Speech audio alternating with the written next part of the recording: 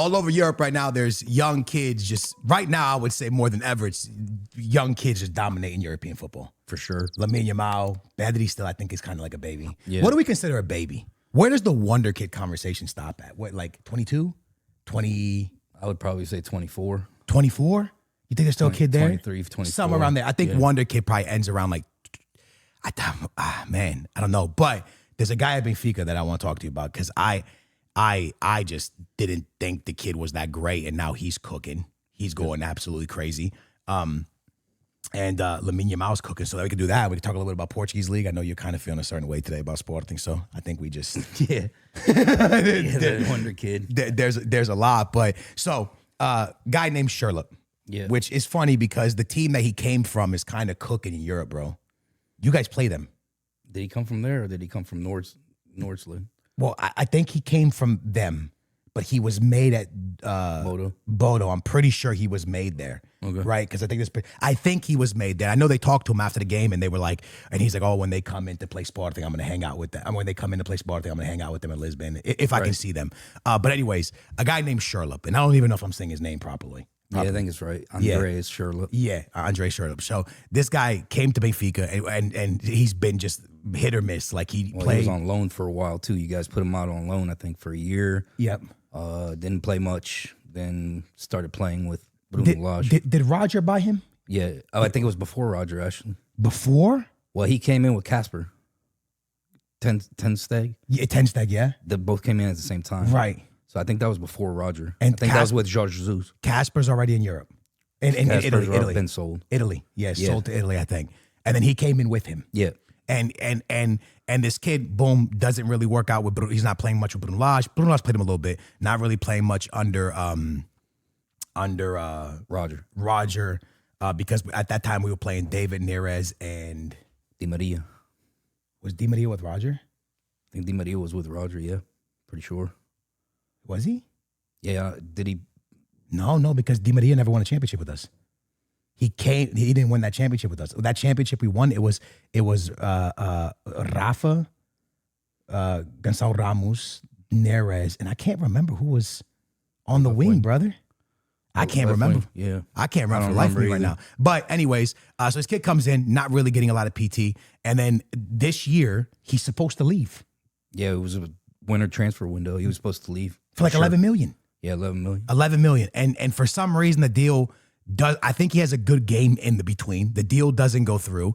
And then we get matched. Actually, I think the Real Madrid game, the transfer window was open for that, right? Yeah, the 4-3. I think it was open. Or the Don't quote 4-2, me. I'm sorry. The 4-2, the header at the end. Yeah. The 4-3 game.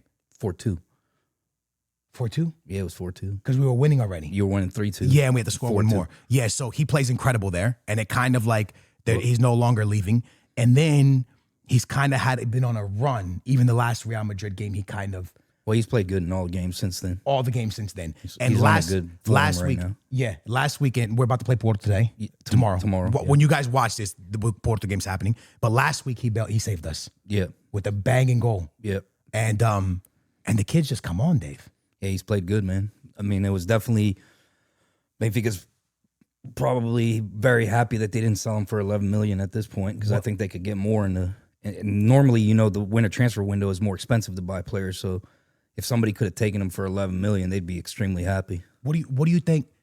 So I don't know if you guys consider him a wonder kid because he's 21. So I think he's still a kid because for me it's weird, right? I got white hairs in my beard, and when you have white hairs in your beard, you probably know that. Like for us, when would you say people started playing for Sporting?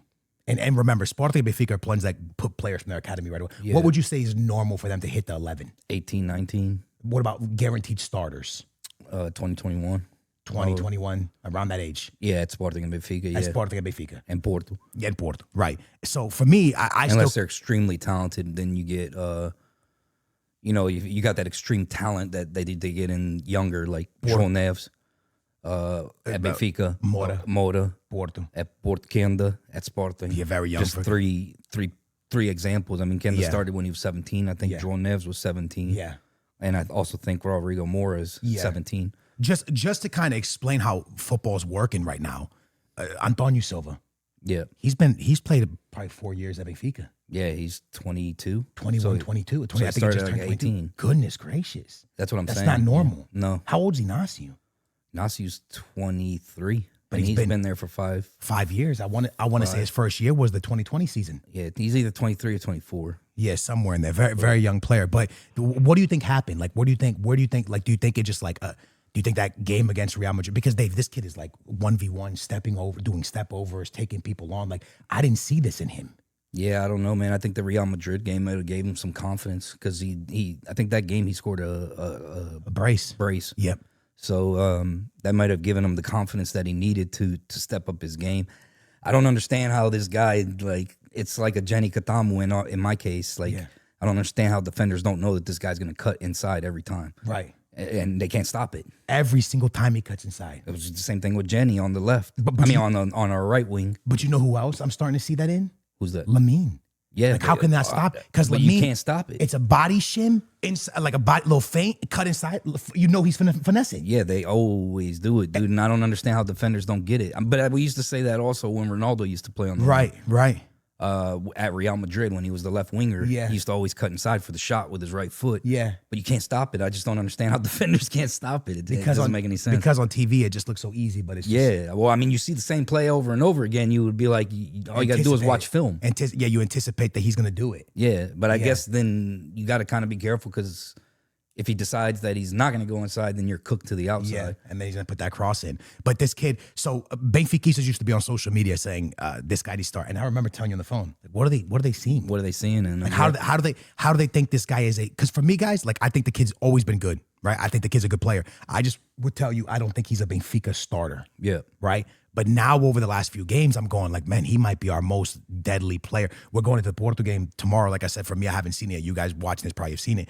I'm going into it hoping, I hope this guy has a good game. And I remember I was watching a game here last year with your dad, and your dad was like telling me that he thought he was really good. Yeah. And I was like, damn, I wonder whatever, because maybe I'm not seeing it. But I mean, the kid's been playing good, man. And Portugal has some, I would say he's one of the wonder kids in Portugal.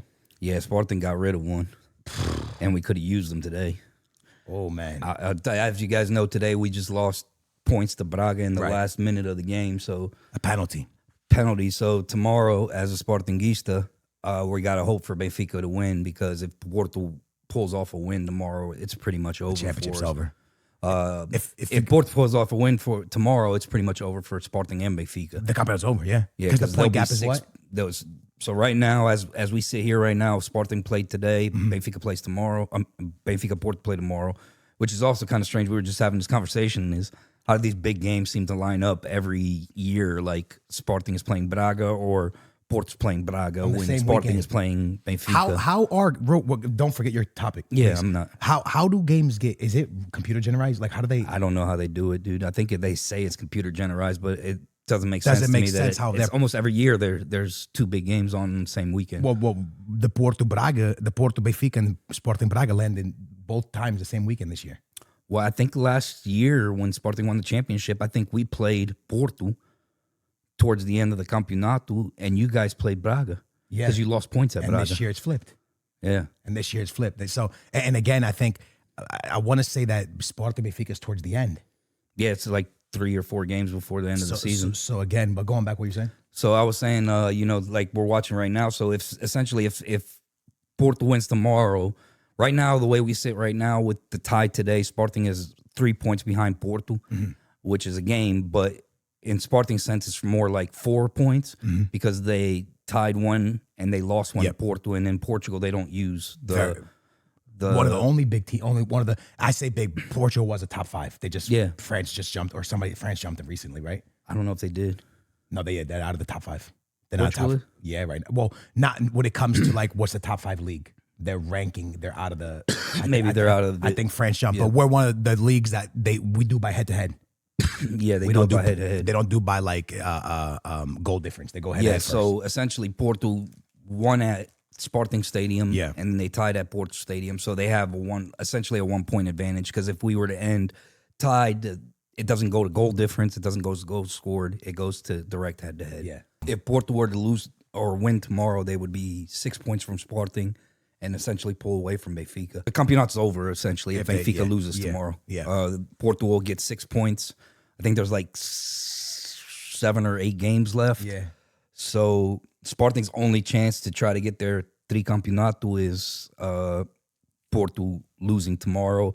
But in another sense, we got to be careful because Benfica will now be a point from us if they win tomorrow. So for Benfica, this is like best case scenario. Sporting drop points if Benfica wins. They pull 1 point to second place, which would be a direct, or not a direct, but gives you Champions League. And will give us Champions League. And not only that, we would then have the advantage over Porto because we beat Porto and tied Porto. But you were saying there's a player that could have helped. Yeah, Alisson Santos. Alisson Santos, guys. I told you guys this a couple weeks ago when we were watching, or when we were talking about Sporting, Benfica, and Porto. Yeah. And I was telling you guys that I didn't know why Sporting sold that guy for, well, they loaned him out for like 3 million or something, and then they have a buyout clause of like 14. But this kid, when he was at Sporting, he used to only play like 10 minutes, and they put him in the last 10 minutes, and this guy created chances, scored a lot of important goals for us in the Champions League, especially, and in the League Cups like we have in Portugal.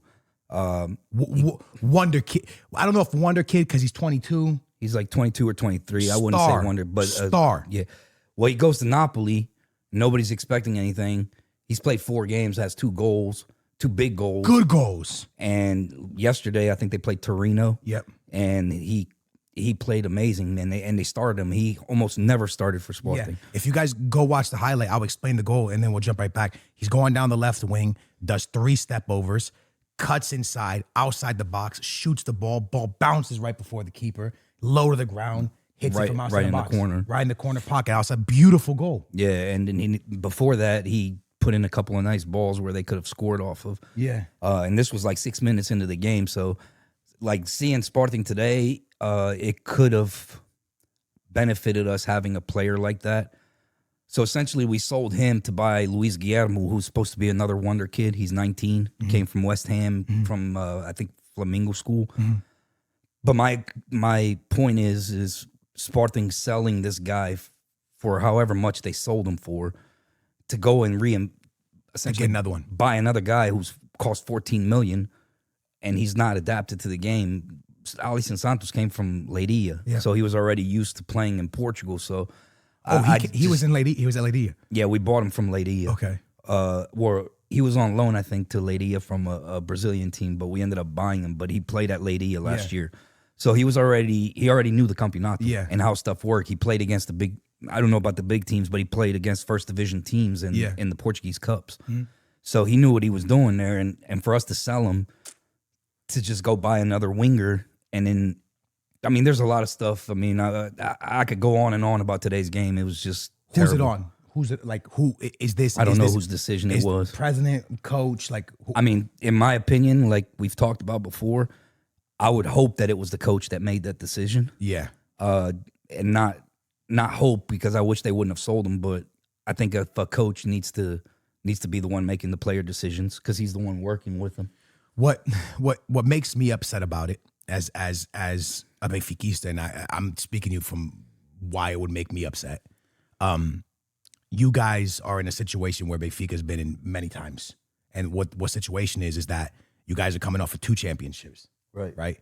And after the 2 championships, you've just made the most record money for you guys when it comes to Champions League. Yeah, you guys just made a lot, bro. I want to say somewhere around 60 million. 58 million or something. I think Benfica got 58 million. I think you guys got more. No, we got more than that. I think we're at 70 right now. I think, Benfica went out at 58. Okay, so you made that money. You just won the Champions League twice. Sporting's out of financial issues. I know when they put the reports out there, they're always in the green. Yeah, they're always in the green. So what was the what was there to have to sell him? So the only thing that comes to my mind is they thought Nuno Santos coming back. As you guys know who are Portuguese league fans, which most of you guys are ones that are watching here, Nuno Santos was playing as a left wing back with Ruben. He got us injured at the beginning of the year last year. But this new system that Sporting's running, which is a traditional 4-back system, I don't know if Nuno Santos is going to be able to play on the left back. Yeah. So I would think that they're thinking that he came back, so they would play him at left wing as a substitute, and then they have Luis Guillermo and Bot that they play over there.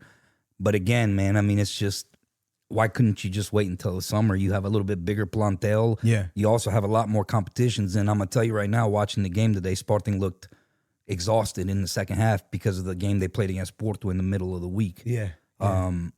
Two huge games just back to back. Two huge games back to back. But I mean, again, I don't understand. It's the same situation that you were talking about last week when we were talking about Real Madrid and how you didn't understand the substitutions. Mm-hmm. I didn't understand the substitutions today. The team was completely cooked, exhausted, and he made 2 substitutions. Yeah, the whole game with 5. So he had 3 players on the bench that he didn't put in. But before you continue on that Sporting conversation, just real quick,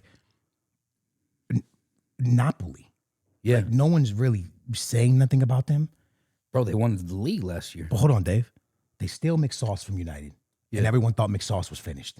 Yep. Ends up being the best player in Europe. Yep. They got David Neres cooking over there. They just pick up Alisson, which this looks like a massive hit. Yeah, I mean their scouting department's doing what Sporting's scouting department did, dude, for a while. They're hitting. They're hitting. Yeah, they're hitting hard, bro. Yep. And this is all coming off of the back of because Osimhen, or whatever his name is, Osimhen, he was there. Yeah, for a while. They took Højlund from United too. Oh yeah, they took Højlund from United. So it's almost like they're taking either a player that's not really known or being used. If it being used, or like a second chance. Yeah. And they're turning these players into just like, because listen, guys, this Alisson kid he's talking about, just to let you know, just because if you guys maybe haven't heard nothing, check out his highlights, guys. Do this. It's Sporting. Put his name. This is how I always find a way to like really see if a player's cooking. When you start seeing edits on your timeline, yeah. Lamine Yamal edits, Vinny edits. Like anytime a player's cooking, there's going to be edits. Right. There's edits for this guy in Napoli already. Yeah, he's been there 4 games. 4 games. They're dropping edits out of Italy already. Like that's how you know this guy is on fire. Yeah, he's cooking, dude. I'm telling you, he's on fire. Napoli is doing. And Dave, this is the way you get successful in Europe. Yep. They're being smart, man. They're taking. They didn't pay a lot for him, man. You don't have to go for superstars. They're grabbing players. I mean, for them to pick him up in the winter transfer window for a $3 million loan deal with an option to buy. So essentially, Napoli isn't losing on this deal because even if this guy doesn't work out, you spent $3 million. Yeah. And they picked him up because Neres is hurt right now. Right. So they pick him up for $3 million. If it doesn't work out, he goes back to Sporting at the end of the year. Yeah. But the buyout clause is like, I think it's like 17. Yeah. So they're gonna get a player, a top quality. Well, I'm not gonna say top quality because we don't really know yet, but a potential top quality star. It looks like a star. It looks like a star in the making. A potentially like very good player for $20 million. Yeah. And you bought him in the middle of the season, essentially. It's starting to remind me of a Rafinha time. But you guys had Rafinha for a year. Yeah. But I mean, it was again, the only thing I could possibly hope is that, and the only reason I say I hope this is because the coach should be the one making the decisions on that stuff. I agree, and he probably did, Dave. I'm just guys, like this was such a shock to me because I'm on the phone with him last night, and he goes, "Hey man, have you seen what this Alisson guy's doing?" I mean, I told you when he left, I was not happy about him leaving. I was like, nah, bro, I didn't see, and he's like, saying, watch these highlights, and I watched them, and I was like, damn, yeah, you know what I mean? And I will say this, Dave, and I'll put this out there, like in Portugal, I truly believe there's good ones. I think we have a lack of wingers. Wingers is hard to find, yeah. It's hard. I mean, that used to be the position that... Easy in Portugal. Oh, it used from Di Maria to Gaetan to Quaresma to Nani to... Man, you guys put out... Cristiano Ronaldo. But let's talk about the lighter ones. Let's not talk about the heavy hitters. You guys made Jose Martinez. Yeah. Which played for Monaco for many, many years. Yep. You guys had, I'm just trying to think of wingers that played for you guys. And hit me. Kenda. Think a little bit older times. Not too old. Let's go back to like, who was on the William Carvalho team? For the wings. That was Jose Martins, Andre Carrillo. Yeah. Then we picked up... Porto had Hawk. Yeah, Hulk. Hulk was on the wing. But ended up going to Russia, didn't do nothing in Europe, Russia's Europe, but didn't do anything like in a major European league. But he was one that he played for Porto, had a lot, dude. Yeah, they all slipped in my mind now, but we've always had wingers. And now when you look around Porto, we have, for Benfica, it's Schürrle and Luca Bacchio or Prestiani starting. For you guys, it's Jenny or... It's Jenny and Port normally. Yeah. And then for Porto, Porto has Borja Sainz. They have that young kid that they just picked up. It's like 17. The Brazilian? No, he's Polish. His name is like Pirowiski. Really? On the left wing. I can't say his name, guys, but you guys know who I'm talking about. 17-year-old kid plays on the left wing. And then on the right wing, they have that William Gomes and Pepe. Do you think, Dave, that it's a do you think it's a lack of talent in our game? That's why these like you just said, a 17-year-old kid at Porto. I don't know if it's a lack of talent or if it's just the fact that Portuguese teams can't really hold on to those big players. No, Dave, not in the Portuguese league, all of Europe, because Lamine Yamal got a chance. Goulart is very young. Like, you're seeing young players have to be used. Is it a lack of talent? Do you think that the stars that we had in our game lasted so long that the transition between Luka Modric, Toni Kroos, Hazard, all these players, people weren't focused on the in-between? Like, what do you think? Like, why is it gone to such young players everywhere? I would probably think that I wouldn't really say lack of talent. Yeah. I would probably say more like these bigger clubs just being in a good financial state that they don't have to essentially sell them. Yeah. So they're going to have to give them a chance or they're going to walk because they're not going to re-sign with them. Like Lamine Yamal just got essentially helped like tremendously by Barcelona's financial issues. Oh yeah, because Dembele left. Yeah. And he didn't, like, they couldn't sign him, boom, and then they couldn't go out and get a winger, boom, Lamine Yamal comes on. But in Portugal, it's more, you got to farm those kind of kids out so you can keep the team up and going, because it's not normal for a Portuguese club to make top 8 in the Champions League. No, not with his first time in the new format. Yeah, it's but the new format. But even before, you didn't see a lot of Portuguese teams getting to the round. Benfica did for a while. No. But Benfica was getting to the round.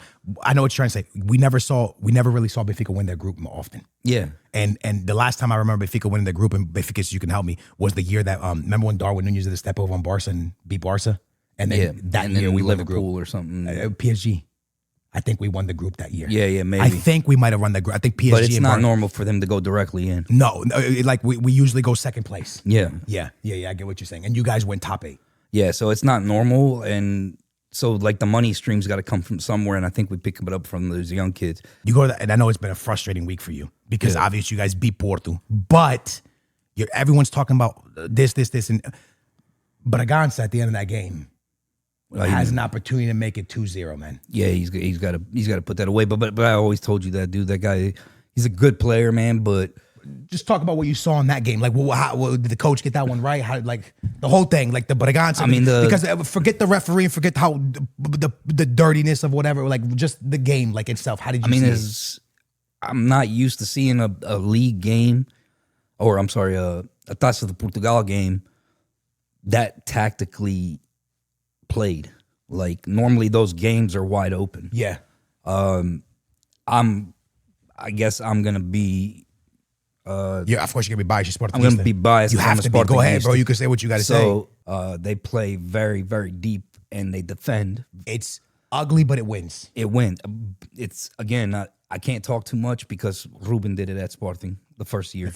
Yeah. Not the second. He played good football, but not the first. The first year was more defensive. However, we're gonna win this. We're gonna win this. Yes. Yeah. So I can't really talk, and Porto's kind of in need of a big W right now with the financial stuff. With not only the financial stuff, but they haven't won anything in 5-6 years. Yeah. So it's tough for Porto because they're not used to that. Yeah. Right. But it to me it was just a nasty game. They didn't play well. But Dave, did they win? Did they win they've won Taças? They just haven't won the league. They've won Taças. They haven't won the league. Yeah. So he says the league, not win anything. When I say not winning anything, I the mean major the league. stuff. Right. Yeah, because they beat Sporting a couple years ago in the Taça de Portugal final. Yeah. So, but normally when you watch like Sporting Benfica or Porto Benfica in the Campeonato, it's a very boring game. It's very tactical. Yeah, I expect that for the Benfica. So it's normally boring, but as a kid and everything, when we used to watch Benfica Sporting and Porto Sporting and Porto Benfica and these Taça games, dude, they were 5-3 games, eat the grass, 4-5, 7-1. It's some of the best games. Some of the best because you have to play open. Just talk about Taça. Do you remember that one game I was at your house and Benfica was winning like 3-0? Yeah, that Luizão had, and then Sporting comes back somehow, and I think they make it like 4-5-3. 5-3. Yeah, that's what crazy I'm talking game. about. Yeah, crazy games, dude. Yeah. Like those games normally are good. Now I think this year, I could be wrong, man, but did they change the format of the Taça? Because I don't ever remember there being 2 legs. I think it started about 3 years ago. I think, Dave. I think. And I think that's why the game was a little bit more boring. Yeah, I think the second one's going to be way more opened. Yeah, because they're going to have to play, especially if Porto scores. Yeah. If Porto scores, then the game's going to have to be open.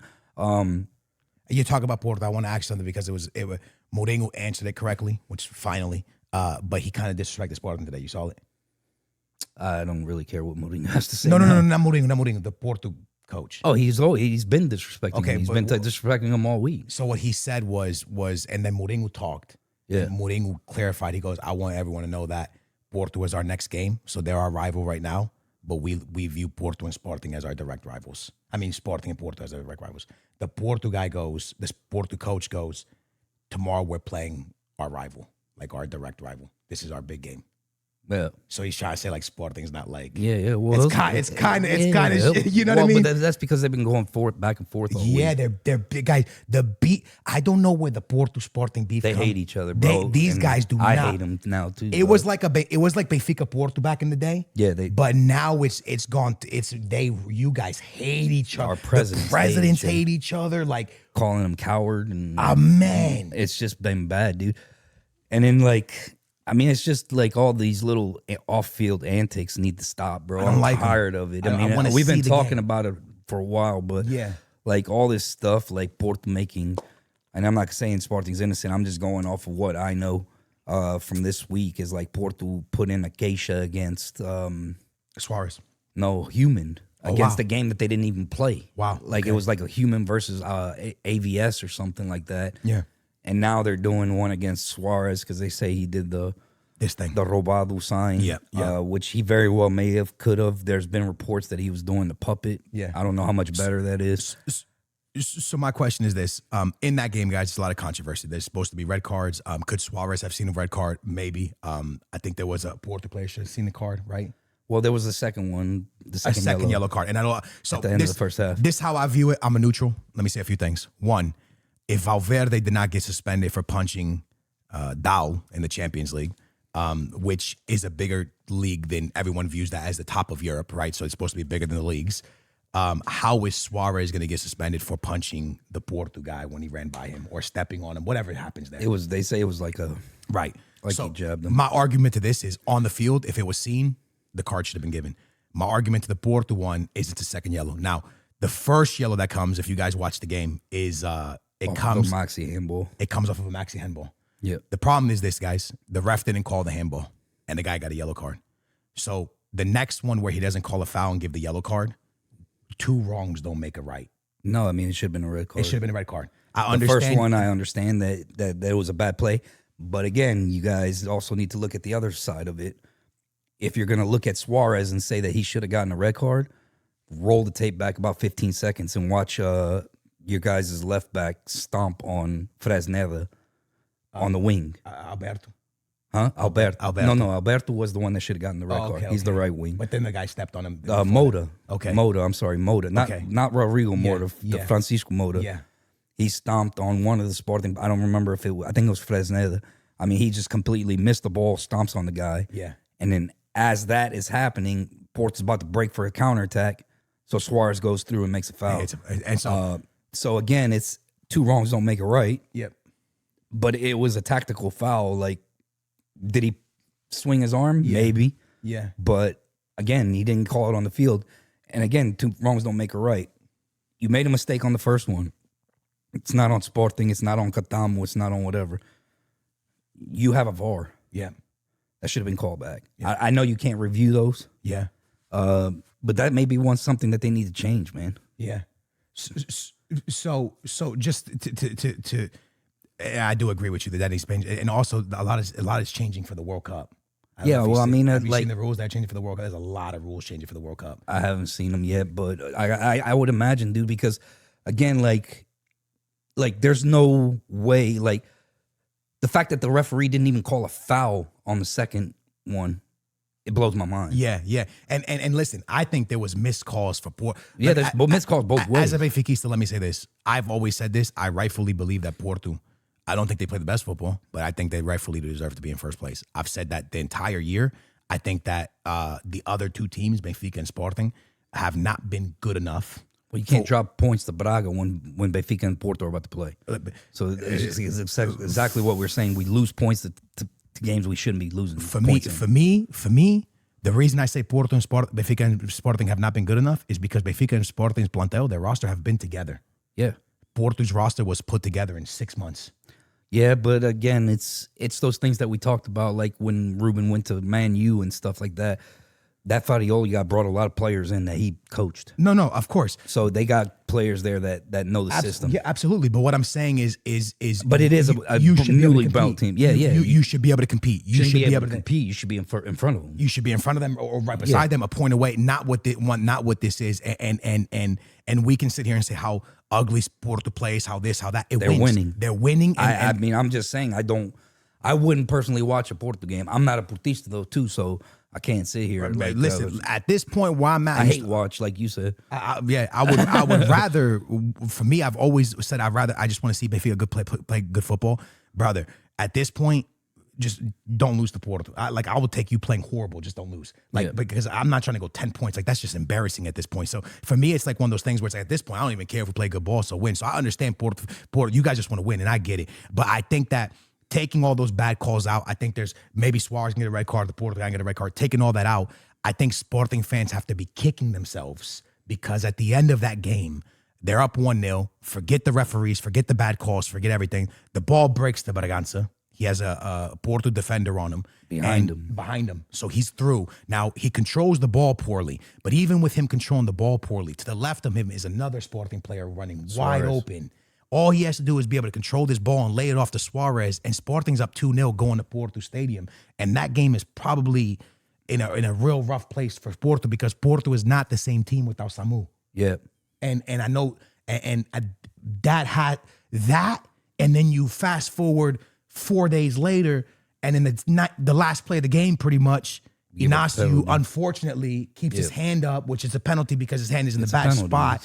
And you drop points to Porto. It's to Sporting. I mean, to Braga because of, again, right at the end. Yeah, I mean, you just can't make those mistakes, man. I mean, the Sporting got bailed out a lot this year because they scored a lot of goals in a row. Very end. At the very end of the game, including the Champions League. So this one went against them, man. Inácio makes a good play on the first ball and hand is up, ball hits his hand, clear penalty, no complaining here. I'm complaining about the way Sporting played that second half. It's not about the refereeing. Today's refereeing was one of the best refereeing I've seen. Wow. All year. I didn't get to see the Braga game. I watched the whole game. It was there's not very many controversial. Sporting got a penalty in the first half, clear penalty. Guy hits the ball with his hand, and I'm a Sportingista, and I will tell you, clear penalty, even though he didn't mean to do it, clear penalty against Inácio. His hand is in natural position. Yep. And the ball hits his hand. So big ups to Braga for believing that they could do this and steal a point that far into the game. Yeah. But aside from that, guys, I mean, this controversy between all these teams and all this talking just needs to stop. Man. I want to stop. It's just, it's annoying to watch from the outside because it really, when you support a club like I support Sporting, you support Benfica. You watch the games and stuff, so you we're not like little kids, but I would have to think that like a little kid and stuff that's watching this it's not good for them. Like for me, it don't really matter. For me, let me tell y'all something. I go to 2 websites throughout the day, Record and Abola. Yeah, I think I load these websites probably like at least 15 times a day. Me too. Okay, and I just loaded Record while you were talking just to see. And the first story, Varandas. And it's gonna be something. Now again, I'm not saying there's drama. Yeah. We're not saying there's drama. I'm just saying the first thing that we see when you load up these websites is Varanda with the Braga president.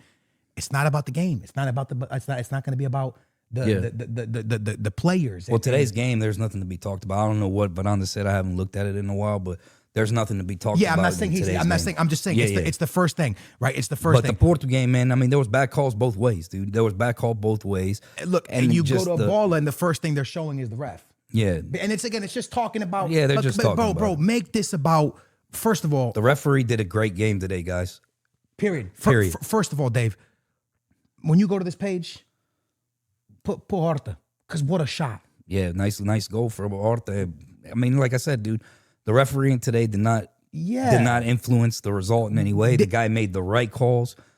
There was a little bit of like yellow cards here and there, but those are yellow cards. That's every game. Every game. But Dave, what I'm trying to get at is when we were growing up, it was really about you loaded that page. Yeah. Because you were excited to see news or see a like it's just where the world is, not just football. It's about negative clicks. Yeah. Today you could talk about how Suarez has his what is he at? 15, 16? He's at a lot of goals. 23. Goodness, man.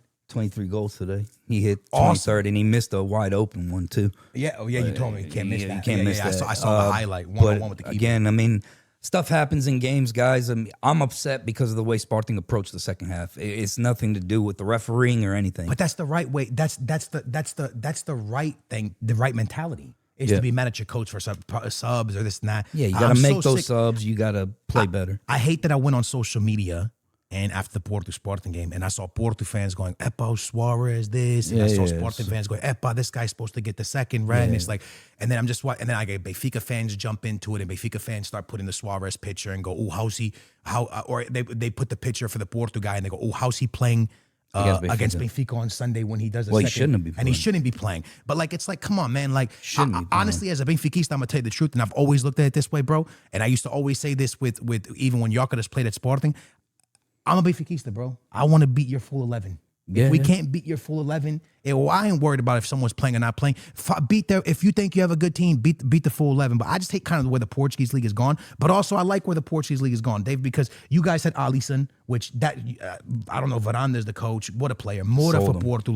And again, this is where we were going to touch on with Porto real quick. And we don't want to make this too long for y'all, but just to touch on Porto because their football is not this really, they're very balanced. It's not really offensive. It's not really like, so this kid's on the bench not playing who, for me, is a star. Rodrigo Mora. He comes in and like against Sporting, he started. Yeah. But the Farioli system doesn't seem to fit him very well. Right. I think he would flourish somewhere else. Do you think he gets called up or no, Dave? No.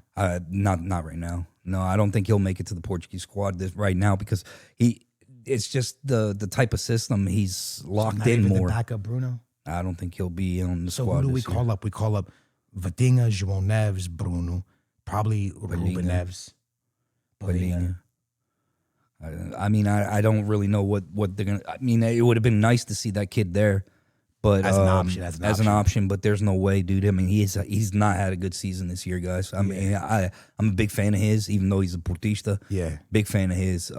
But I don't see him making the Portuguese squad. Yeah, this year. I mean, he's also still young, guys, though. So we got a lot to look forward as far as Portuguese supporters on the national team. But I don't think he's going to be able to make it this year. Yeah. That's my thought. Yeah, I touch on Benfica a little bit. Big game against Porto coming up. Like I said, 10 points. We could be back if we don't win. I truly don't know how to feel going into this, Dave. I don't. I mean, you got to feel like Benfica's got to win. Yeah, but I don't feel like we can win. And I keep telling you we're going to lose. I keep telling you, man. I mean, Porto's not the same Porto that it was at the beginning of the year. Without Samu, yeah. So if there's a time to beat Porto, the only problem with beating Porto right now is that team is very well disciplined. Mm-hmm. So they will play back. They will play back and be comfortable with it. Because Porto don't have to win. Benfica has to win. Same thing like we had the conversation about Sporting. Yeah. When they played Porto for the Campeonato. Like they're like, oh, well, we tied. Who gives a shit? Yeah. You know, who cares if you tied? Yeah. Porto didn't have to play. Yeah. You had to play. You guys are behind them. And you're coming to the lose. Benfica has to win. And look, they just lost 2 points. Yeah. If they would have beaten Porto, those 2 points wouldn't have mattered much. Now it does. Now it matters. And Benfica has to see Sporting drop points, and you have to be extremely motivated because they've making the Champions League for Sporting and Benfica have to be a massive deal. I mean, look at the money they both made between both of them, over 100 million. Yeah. So it's one of those things where I don't know how to feel. And the reason I don't know how to feel, and you guys are going to think I'm really weird for saying this, the reason I don't know how to feel, because I'm going to go back to that Madrid game. I think that Benfica did not, this Madrid, you just seen them struggle to Celta Vigo. You saw last week, it's just not a good Madrid this year, and Benfica just couldn't put goals against them. And Madrid's a completely different team than anything, but I just don't see Benfica being a team that really knows how to capitalize on momentum, or I don't know what it is. I think Benfica will be fine tomorrow. I don't know. I hope they beat them, but I don't see them losing to them. I don't know, man. I mean, we'll look and see. Guys. Yeah, I mean, hopefully, but interesting week, man. Like I said, a lot of drama in the Sporting Porto game because of the refereeing, and then today, just like you said, it's just it's just. I mean, hats off to Braga today, guys. There's no complaining about refereeing. There's no causes. It's just hats off to Braga. They attacked Sporting serious in the second half and didn't let them get any kind of momentum. Sporting didn't have the pernas. Braga knew they didn't have the pernas. Yeah. Made the substitutions to push them back more. Yeah. They deserved to get that point. Yeah. They didn't deserve to win because in the first half, Sporting attacked them. Yeah. But the way Sporting played in the second half, you can't expect to win a title and play the way you did in that second half. Yeah, man. I think, guys, that's where you want to touch anything real quick before we end it off. Nah, we'll just end it there, guys. Hats off to Braga. Good luck to Benfica tomorrow from a Portuguese. Hopefully, let it win. And yeah, I mean, I think that's all. I think we can close. Yeah, look out for the Wonder Kids, man. Sherlock, amazing. Look out for Morta. Give us the thumbs up. Let us know any comments down below. We do read your comments. If what you guys want us to focus on next week. Please Portuguese. leave in the comments. Please leave a comment of players from around the league, not big leagues, or it could be of players that we should look into. Young guys. I want to go watch some highlights and be like, whoa. Check out some highlights and see some young kids. Yeah. So if you got anyone that we should look at, could be in Norway, anywhere around the world, let us know. We appreciate you guys watching. I'm your boy Skills. That's my cousin David. We love y'all, man. Thank y'all for watching. Leave that comment. Check out the world one on the More 89 Skills channel. Yeah, More 89 Skills to check out, where we talk about everyone, Premier League, all that stuff. Love you guys, man. Thank y'all for watching. And we will catch y'all next time. Peace.